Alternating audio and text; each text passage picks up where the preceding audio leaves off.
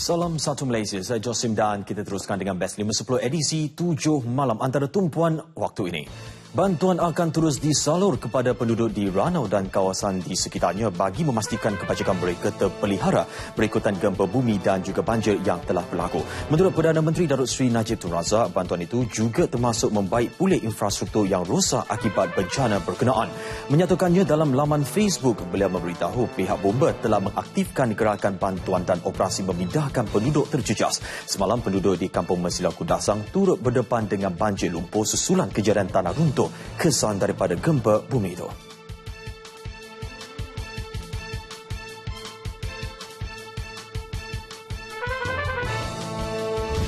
DAP mengisytiharkan Pakatan Pembangkang yang terdiri daripada parti itu, PKR dan juga PAS tidak lagi wujud.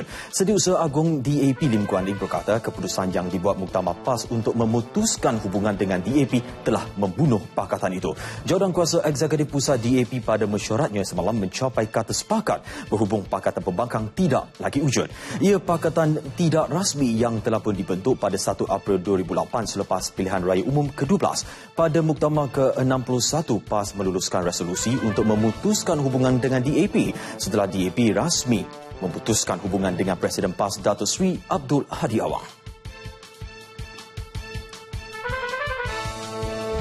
Langkah memotong gaji mandatori penjawat awam yang liat membayar hutang PTPTN hanya akan dilakukan sebagai jalan terakhir.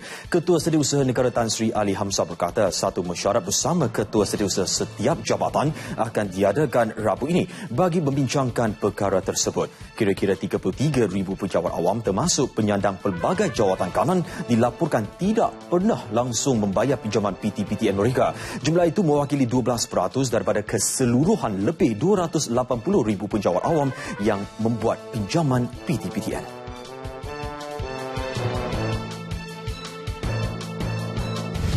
19 fasa perintah berkurung di Ezun tidak menjejaskan ekonomi penduduk 6 daerah di pantai timur Sabah. 462 permit diberi kepada bot-bot nelayan serta kapal-kapal dagang yang dibenar menjalankan aktiviti masing-masing. Sehingga bulan lalu 7,245 permit telah pun diluluskan bagi aktiviti laut. 200 bot baru akan diberi kepada Eskom dan ketika ini penyelarasan Eskom dikendalikan Ketua Menteri Sabah dan dipengerusikan Perdana Menteri.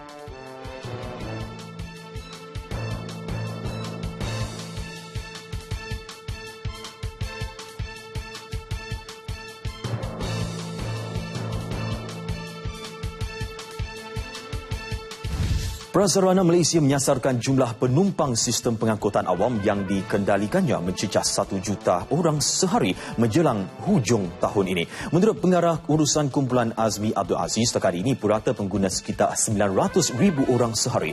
Prasarana juga komited untuk terus memperbaiki perkhidmatan pengangkutan awam bagi merealisasikan agensi kerajaan meningkatkan penggunaan pengangkutan awam. Dalam pada itu, Azmi memaklumkan projek sambungan LRT Laluan Ampang berjalan lancar dengan fasa pertama yang melibatkan 4 stesen akan bermula untuk beroperasi pada 31 Oktober ini.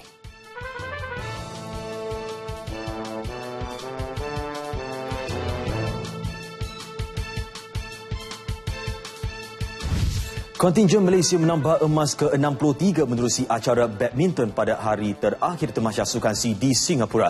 Chong Wei Feng menamatkan penantian 14 tahun negara dengan merangkul emas perseorangan lelaki menumpaskan rakan sepasukan Muhammad Arif Abdul Latif.